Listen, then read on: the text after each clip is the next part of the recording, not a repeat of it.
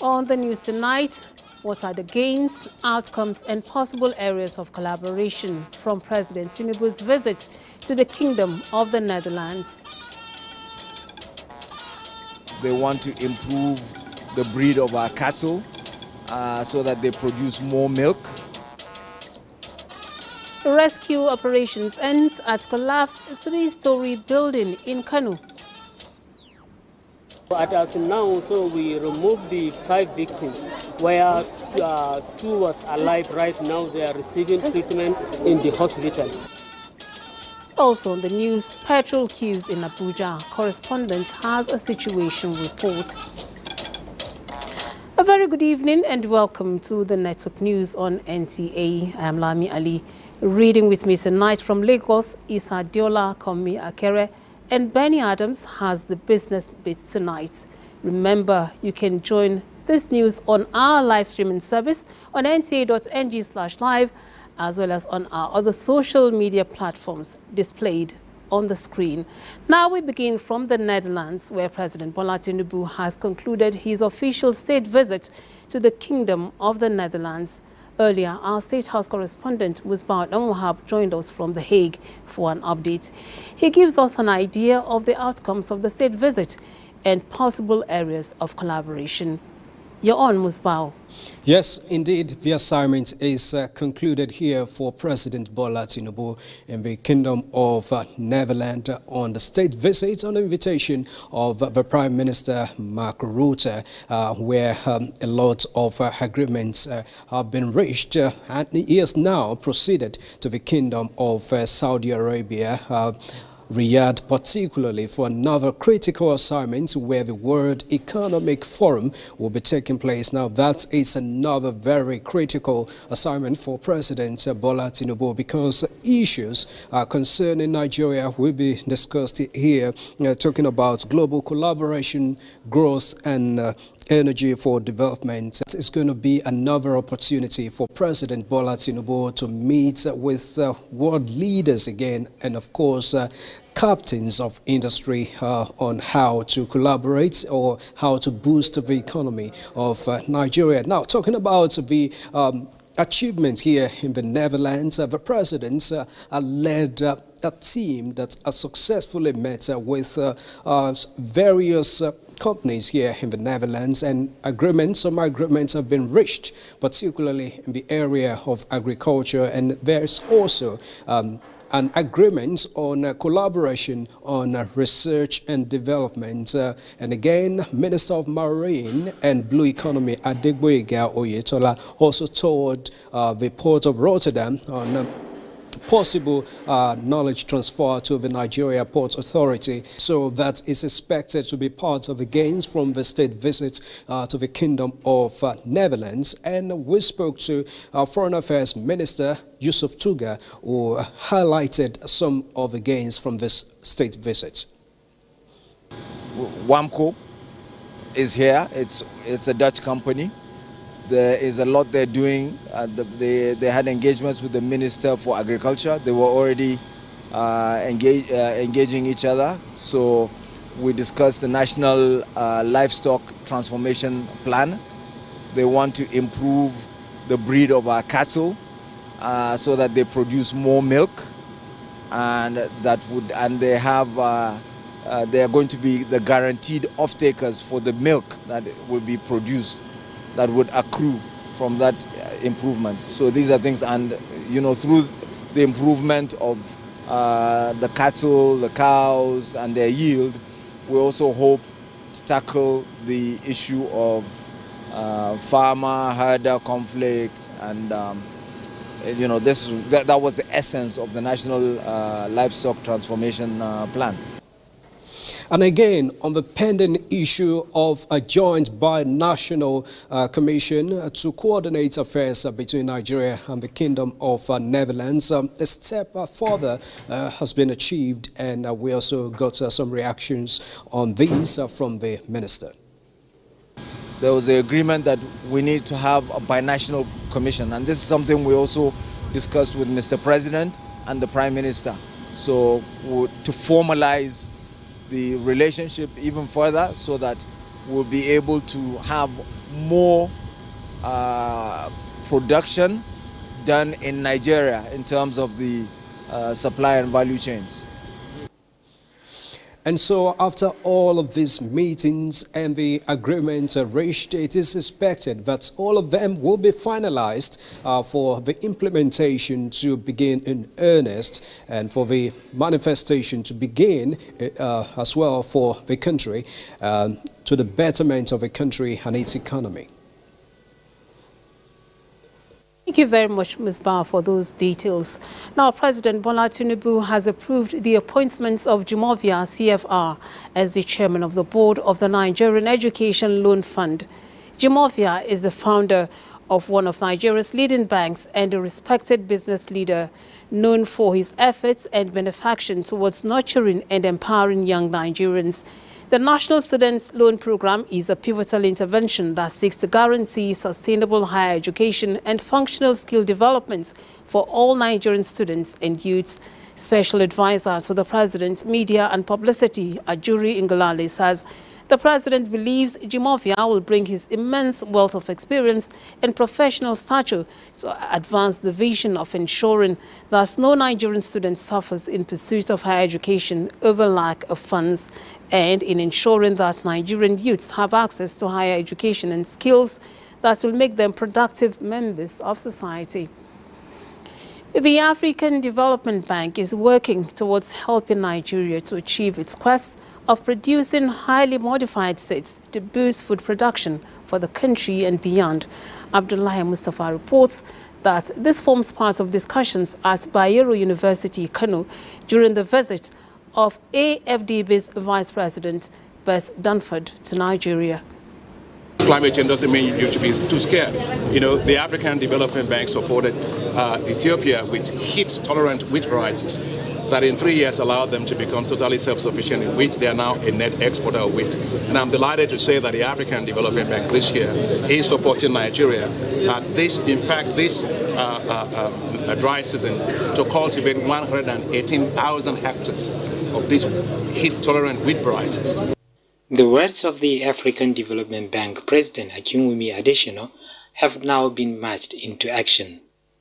Representatives of the bank are here at the Center for Excellence to see for themselves its activities and the state-of-the-art facilities on ground so as to come up with better ways to boost food production.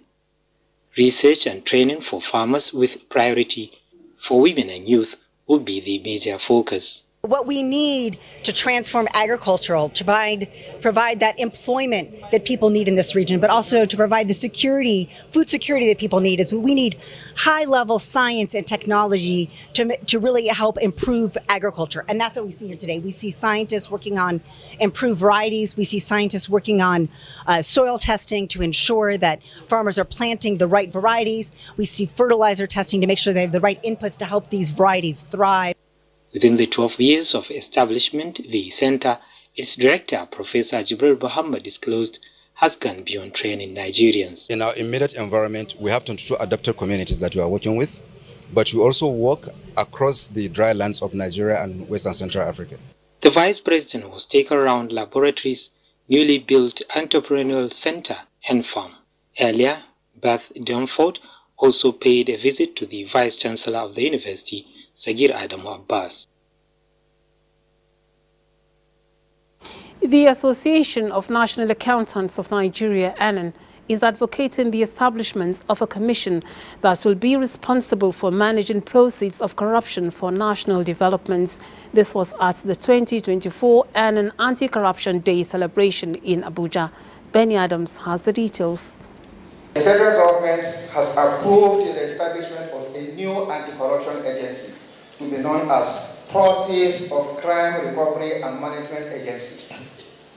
This was actually one of the outcomes of the FEC meeting of September 16, 2020. Approved by FEC, did not see the light of the day. This effort is being intensified with the advocacy for the establishment of an Anti-Corruption Recovered Funds and Assets Investment Management Commission. This commission will play a pivotal role in promoting transparency, accountability, and prudent investment of these recovered funds, thereby contributing to the advancement of our society. Essentially, this action should allow looted funds and assets to crystallize predative interests to national economic interests that seek profit, citizens' welfare, and job creation opportunities. And the conversation here is reflective of the impact of corruption and the need to ensure that the current advocacy should succeed and not end the way of others before it. In a twist, some speakers advocate Corruption Control Commission and the return of recovered assets or funds to owners and not to be reinvested by government. At the end, deliberations advanced to suggestions of proposed objectives, structure of the commission, possible collaborations, regulations and oversight functions. Protection of whistleblower and the total independence of the commission was also emphasized. In Abuja, Benny Adams, NTA News.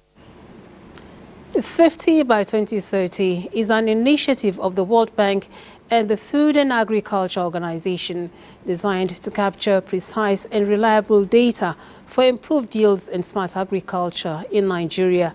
It has been launched in Abuja. Charles Alpha brings us the reports. Agriculture, at the center of the Nigerian economy, serves as a means of livelihood. But a data deficit on how to adequately address food shortages exists. And so, the 50 by 2030 Data Smart Agriculture launched by the World Bank and the United Nations in Abuja is meant to provide solutions based on facts and figures. Whether it's climate smart agriculture, whatever we do, we have to make the best use of data. These projects, as well as we all know, will also facilitate computing SDG. The 50 by 2030 initiative is actually here to support the country. The Minister of Environment, Balarabe Abbas, believes the 50 by 2030 will bring about yields that are resistant to drought and general climate impact. All along we find that there's a lot of data deficit in agriculture. So this initiative, whatever policies that come out of agriculture, will be rooted in facts and figures. This initiative being introduced today will lead to decisions that will help food production. We are not only going to be looking at production in agriculture, we are also going to be having data on climate change. The 50 by 2030 Data Smart Agriculture initiative is believed will provide strength and capacity to capture acceptable data of farmers and their farm produce for necessary action. Charles Alpha, NTA News. Benny Adams is guiding us today on the latest happenings from the world of business. Hello, Benny. Thank you. It's time to talk business. Now, building human capital development through the acquisition of requisite skills is key to building industry and boosting the economy. This is the view of experts towards sustainable development, innovation, and entrepreneurship in Nigeria. Good project managers equal to better planned projects, equal to smoother delivery, equal to less waste, equals to a complete and beautifully delivered project of any sort. And when I say project, I don't mean construction. Project cuts across every sector of the economy: healthcare, finance, infrastructure, business change, construction, IT. There are projects everywhere. And now to the market. Investors lost 9.27 billion naira as the oil share index declined by 0.02%. They closed at 98,152.91 basis points. The total volume traded declined by 10.81% to close at 265.07 million, valued at 5.02 billion naira, and traded in 6,582 deals. United Bank for Africa was the most traded stock by volume and value, with 42.35 million naira and 980.01 million units traded. At the close of trading, the markets recorded 18 gainers, 19 losers, and 86 equities remain unchanged. FBN Holdings topped the gainers list, while Sovereigns topped the losers list. That is business news. It's now time for our first break. To stay with us. Thank you for saying. Now, earlier today, a story building under construction collapsed in Tukun Tower in the outskirts of Kano metropolis, and we understand that a rescue operation began in earnest. We now join Abdullahi again to bring us an update on the mission as we speak. Abdullahi, what is the situation at the site as we speak right now? The place is Kuntau, not Tukun Tower, and presently rescue operation, search and rescue has ended for the day, has been put on hold around 7:30 p.m. Due to poor lighting in the at the site, as you can see, because this the side of the building is here behind me, and as we gave you update at 4 o'clock, still no any person has been rescued so far. More excavations has been conducted by officials or personnel of the Kano State Urban Planning and Development Authority and some other sister agencies. And as at the time we arrived here, some of the rescue operators as NEMA, SEMA, and of course Red Cross Society we are leaving the place and to resume the search and rescue operation as early as 7 o'clock, as one of them briefed us on arrival. So at present, only security personnel, the police are guarding their vehicle is here, and they are patrolling the site to ensure that no breach of peace or some no encroachment or trespass is done here.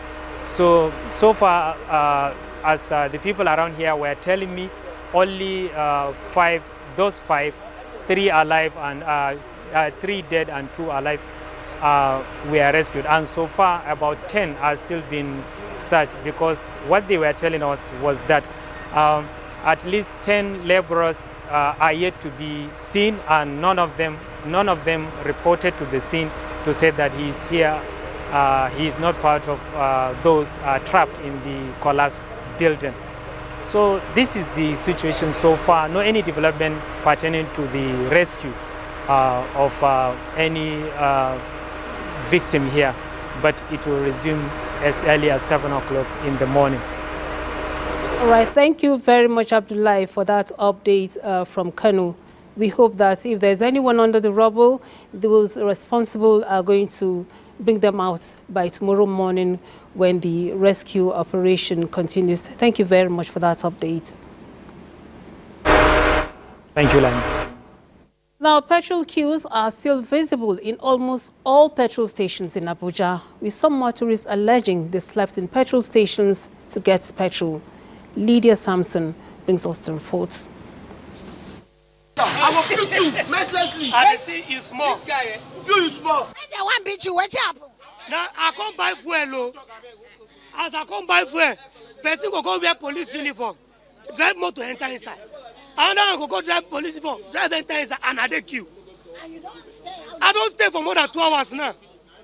Now my vex so drive enter inside. So I go must collect fuel.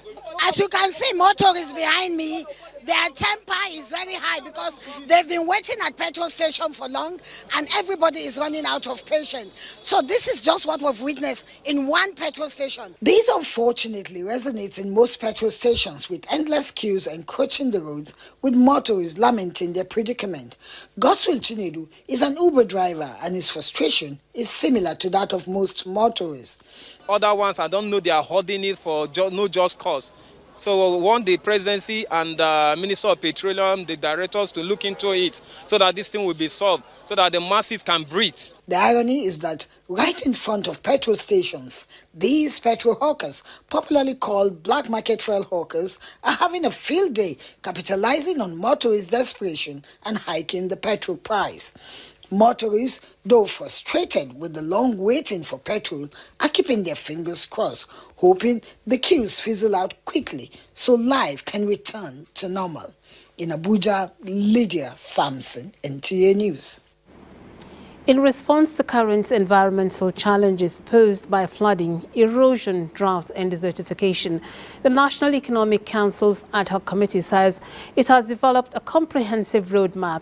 Co-chair of the technical committee and Minister of State for Water Resources and Sanitation, Bello Muhammad Gurunyu, announced this in Abuja as the end of the committee's work. Usman Zubairu has more. For over the years, flooding, erosion, desertification and drought are major environmental problems most parts of Nigeria are faced with. In response to the consequences of these challenges to the environment, the federal government set up an ad hoc committee to finalize recommendations and suggestions to address these numerous challenges. The committee has concluded that assignment. The roadmap is aimed at enhancing Nigerians' preparedness in tackling environmental challenges in the country. This is one of the reports that has distinguished itself from the various reports. If before we were talking about flood disaster, this one we are talking of drought, desertification, erosion, and so many other disasters. If recommendations from the committee's reports are implemented, the Minister of State for Water Resources and Sanitation, Bello Muhammad Gurunyu, is optimistic that Nigeria will better manage issues of flood, drought and desertification. He emphasized that President Bola Ahmed Tinubu places high priority on the welfare of Nigerians. The Minister acknowledged the completion of the committee's tasks, expressed confidence that the report will be effectively utilized for informed decision and policy formulation. We will not stop on top, push and support this cause so that this country will be a better place for all of us. The report will be forwarded to the main committee for further action and subsequent transmission to the National Economic Council for consideration. In Abuja, Usman Zubairu, NTA News. And the Qatar Charity Foundation is to sponsor the studies of 1,000 orphans in Borno State in continuation of its intervention. This came to light when the Governor Babagana Umar Zulum received on a courtesy visit the ambassador of the State of Qatar to Nigeria, Dr. Ali bin Ghanem Al-Hajri. Muhammad Guni brings us the details. The groundbreaking ceremony for construction of Al Khairat School follows similar exercise performed earlier by Governor Babagana Umar Zulum for construction of an orphanage. The orphanage and the school are two of the 8 projects initiated by the Qatar Charity Foundation at the proposed Bolore Islamic Center in Maiduguri as part of its intervention in Borno State. Next week, inshallah, we'll start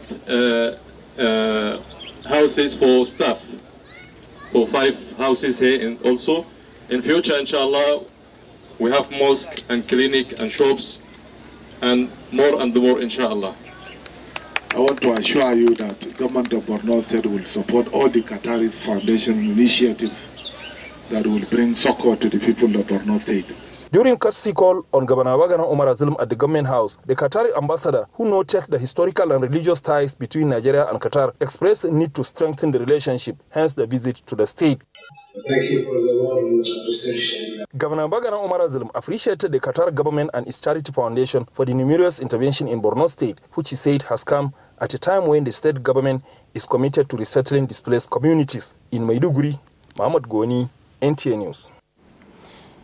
As the federal government continues to come up with various policies to revamp the economy and enhance the quality of life of the citizenry, the Joint Border Patrol Team Sector 2 in southwest Nigeria has stepped up its surveillance capacity to make life unbearable for smugglers and economic saboteurs across the region. The Lagos coordinator of the Joint Border Patrol Team, Mohammed Shuaibu, disclosed this while intimating journalists with activities and successes recorded by the sector in the last 6 months in Lagos. Musa Toliat has the details. Between November 2023 and April 2024, unrepentant smugglers met stonewall from unrelenting Joint Border Patrol Team Sector 2 Southwest Zone, and the result is seizure of contraband goods with duty-paid value worth more than 1 billion naira. The seizures comprise foreign parboiled rice, used tires, foreign lace and clothing, frozen poultry products, second-hand cars and trucks. More than 5,000 jerrycans of premium motor spirits, also known as petrol, were impounded. Some of them immediately, when we make the arrest, they were auctioned immediately because of their inflammable and volatility nature. The chain of business for cannabis sativa was also hampered when the Lagos coordinator of the JBPT handed over large consignments of the illicit substances to the officials of the National Drug Law Enforcement Agency in Lagos and Ogun State commands. We are not going to relent in our efforts. We are just beginning. If you are saying you don't want to go for legitimate business, we are out for you. Just get out of this very zone. Get out of this sector, because we'll get to you and we'll arrest you. And when we arrest you, we are going to prosecute you. These have been seized, and for now, we will target abandoned job because there are no suspect attached to it. Once the court gives order for it to be destroyed. The collaboration with the Nigerian Immigration Service also resulted in interception of more than 100 illegal immigrants across the southwest zone. The coordinator of the Joint Border Patrol Team, Deputy Controller Mohammed Shuaibu, says the seized goods will remain deposited in 5 government warehouses pending further directives from the headquarters of the Nigeria Customs Service. In Lagos, Musa Toliat, NTA News. More reports from Lagos as Adeola takes it up from here. Hello, Adeola.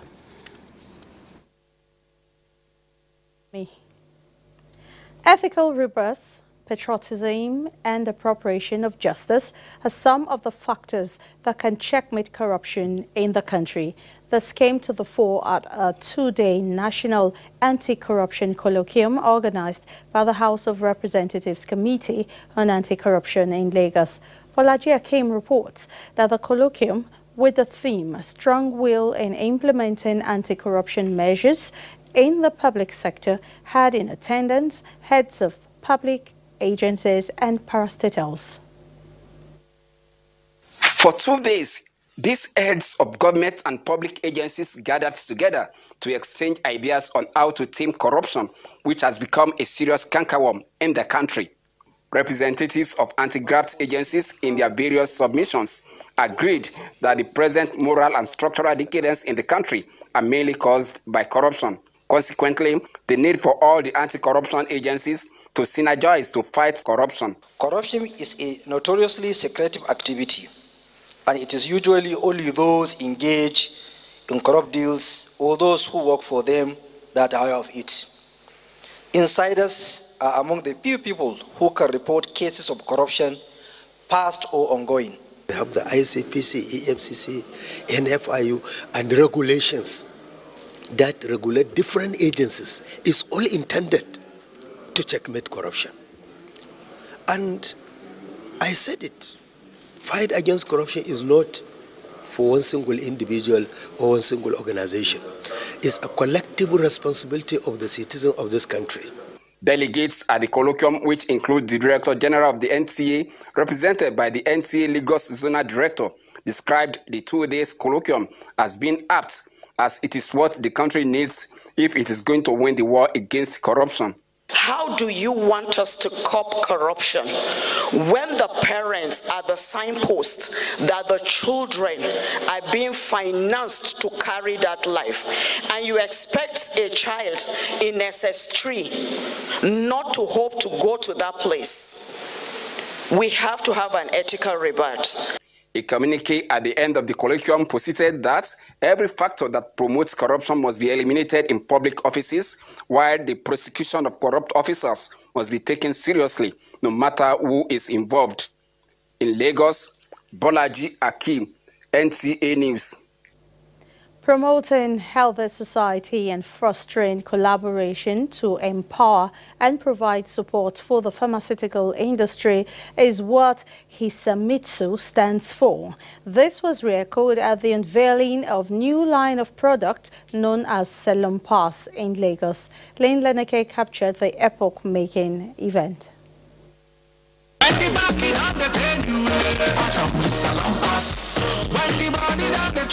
The unveiling of this pharmaceutical product, Celopas, records an addition to the range of pain reliever brands in the Nigerian markets. Celopas patch serves as an alternative for those who prefer to avoid the use of capsules and injections. It is also an effective therapy for the management of different types of pain affecting various regions of the body, like the shoulder, back, knee, and leg. Celopas comes in spray form. We have continued to expand our business platform. Management of Celopas attests to the quality and safety of the product based on the active ingredients in the manufacturing process. Celopas has been certified as a world #1 OTC topical analgesic patch brand for 7 consecutive years since 2016. It is our primary duty to achieve the customer satisfaction. We are taking this giant step today by partnering with Hitsamitsu, a 170-year-old pharmaceutical company, Japanese, to bring product innovation, excellence, simplicity, and quality to the Nigerian patient and consumer experience. Stakeholders from the health sector are hopeful that the unveiling of these pharmaceutical products will cater for the needs of the Nigerian markets. We have tested the product quite extensively in Nigeria, and it's been proven by everybody that's tried it to be effective and long-lasting. We are looking forward towards more prescription medicine, towards more categories of medicine that can be used also transdermally for Nigeria. With the slogan, Caring Treatment Culture, Celopas executives are optimistic that the product launch will strengthen bilateral ties between Nigeria and Japan. In Lagos, Lane Lenake, NTA News. And those are reports from the Center of Excellence. The news will continue with Lami in Abuja after this time out. To stay with us. Thank you for staying. From now on, there will be no room for any contractor dictating the process, quality and delivery period of work to Nigerians. Now, that statement is from the Minister of Works, Dave Umahi, when he met some contractors handling critical road projects across the country. Abdullahi Mohammed reports. Boni Bodo Highway, one of the pride of the progressives in the annals of infrastructural development. 82% completed so far. But the contractors came knocking on the doors of the Honorable Minister of Works, putting forward an additional 28 billion naira bill. Coming up with a variation of this magnitude didn't go well with the minister, especially when there is a document sealing off all open doors for any variation. What I am saying, Honorable Minister, is that this is so, just like I told His Excellency Petrol when he came, and many of the workers who are there. I told him that this is the first time that the Nigerian government is remembering that we have funded the growth of this nation, and they are bringing us up to accept us as Nigerians. But the voice of the community and the passion of the renewed hope for the hopeless, gave birth to another win-win deal with a new deadline for the completion of the project. All conditions are waived, and the job must be completed in December 2024. There is no increase in any VOP. There is no increase in any other thing. It's taken as given. If Beja is willing, they should do a letter to us to accept. If by Friday morning I don't get a letter, I will reverse back to my initial position. I would like to tell the whole world in one project, the Honorable Minister Dr. Umahi was able to save Nigeria 640 billion naira. Saving the country huge resources, a tip of the iceberg in the daily routine of these right peg in the right hole. In Abuja, Abdullahi Mohammed, NTA News. The codification of the appointments of judicial officers to reduce the discretion in the process is one of the recommendations of the National Summit of Justice 2024. Participants at the two-day summit are of the opinion that these developments will enhance access to justice in Nigeria. Mina Daniels of our Judiciary Desk reports. The summit takes a critical look at the judicial appointment process and harps on the need to place premium on an improved transparency, meritocracy, and meaningful performance evaluation of those who seek judicial office. Participants are equally of the view that critical reforms should be carried out in the justice sector. Key players say the current process of funding the court is totally deficient. The independence of the judiciary and the need to professionalize the administration of the courts with clear separation from administration of justice also took the front burner. In addition, the automatic right of appeal to the Supreme Court is to be severely curtailed. Building access to justice, improving efficiency in service delivery, and strengthening the independence of the judiciary. The revised national policy on justice, he said, proposes interventions in areas such as human rights protection, fair trial mechanisms, alternative dispute resolution, and technological advancements. The summit acknowledged the importance of collaboration between various stakeholders to achieve these goals. Discipline both at the bar and on the bench to enhance the quality of justice delivery in Nigeria and enhance the confidence of the people in the justice sector forms part of the consensus at the summit. In Abuja, Mina Daniels, NTA News. Now, women from all over Nigeria have converged on Abuja for the 2024 biennial convention of the National Council for Women's Societies. The two-day gathering is focusing on investing in women to accelerate their progress.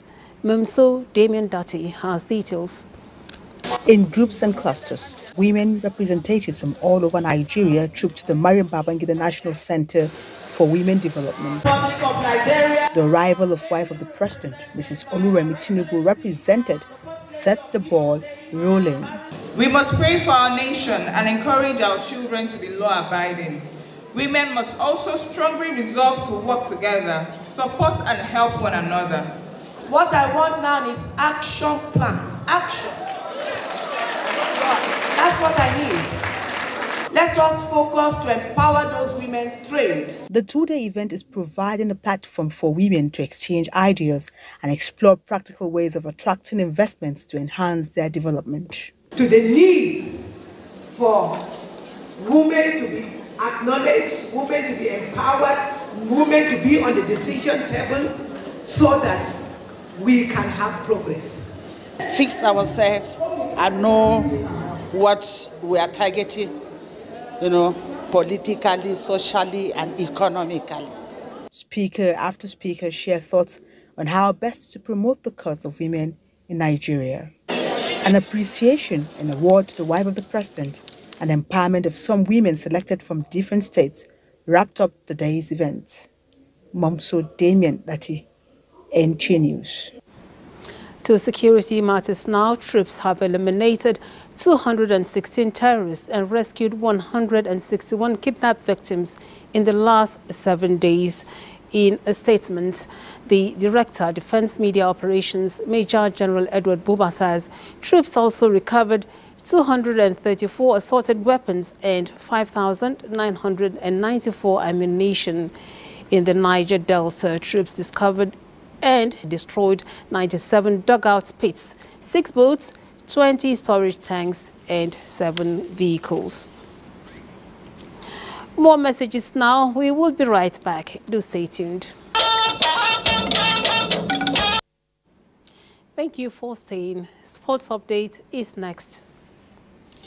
Flamingo's head coach, Bankole Olowo-Okire, has unveiled 25 players list comprising 4 goalkeepers, 7 defenders, 7 midfielders, and 7 forwards to prepare a formidable team ahead of FIFA Under-17 World Cup qualifier against Burkina Faso. The first leg third-round fixture is scheduled for 12th May in Ouagadougou, while the return leg is slated for Abuja on the 18th of May. In grassroots football development, comedians and media personalities in Nigeria clashed at the Campus Memorial Stadium in Lagos Island in a match meant to wage war against malaria. Team media personalities won the encounter 2-0 to lift the trophy. Since 2013, we have tested over 1 million people. So, I mean, we use the Novelty Match Initiative and we do our monthly outreach programs in rural areas, schools. In basketball, Nigeria's representative in the 2024 Basketball African League, Rivers Hoopers, are in Lagos, putting finishing touches to their preparations at the Indoor Sports Hall of the National Stadium before traveling to Dakar, Senegal on Monday for the Sahara Conference Group stage of the league. The Nigerian champions have added 5 foreign players to boost the team's chances to become the first Nigerian side to qualify for the Basketball African League proper, taking place in Kigali, Rwanda. We are not going to say we are going to go and win everything. Our target for now is that we want to make it out of the group stages. In another development, the Director General, National Institute for Sport, NIS, Professor Olawale Moronkola, has cautioned all sports stakeholders not to fall victim of a parallel citadel of knowledge, as NIS remains the only institution established, recognized, and backed up by Nigerian law. They are faceless people, and I would just want to say that the Nigerian sport-loving community should dissociate themselves from that move. He also explained to journalists that the NIS is experiencing the dawn of a new era in all ramifications with the upgrade of facilities at the institute. With sports updates, Olumide Guntola, NTA News. President Bola Tinubu extends his condolences to the Eze family over the passing of Senator Ayogu Eze. The late politician represented Enugu North Senatorial Zone in the Senate from 2007 to 2015. The president, during his time in the Senate, he held several positions, including Committee Chairman of Information and Media, Chairman Committee on Works, among others. The president also condoles with the friends, associates and former colleagues of the deceased, including the National Assembly as an institution. The president prays for the repose of the soul of the departed and comfort to those in mourning. Up next is Saturday's weather prospects. A very warm welcome. We expect a quiet morning on Saturday as the north is expected to have sunshine intervals with more cloud coverage to the southern region, which is expected to give rise to isolated thunderstorms later in the afternoon and evening hours over parts of Rivers, Akwa Ibom, some parts of Cross River, Lagos, Ogun, Ondo, some parts of Edo, Abia State and Imo. There are also prospects for some thunderstorms activities to affect parts of Nasarawa, Plateau, Kogi, southern Kaduna, Taraba State as well. Now let's have a look at the air quality index across the country. Thank you for watching.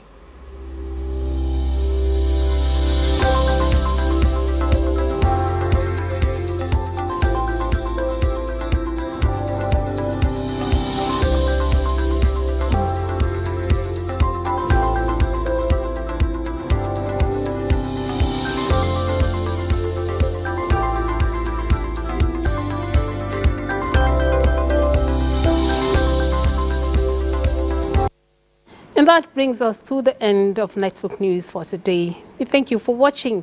I'm Lami Ali. Have a good weekend.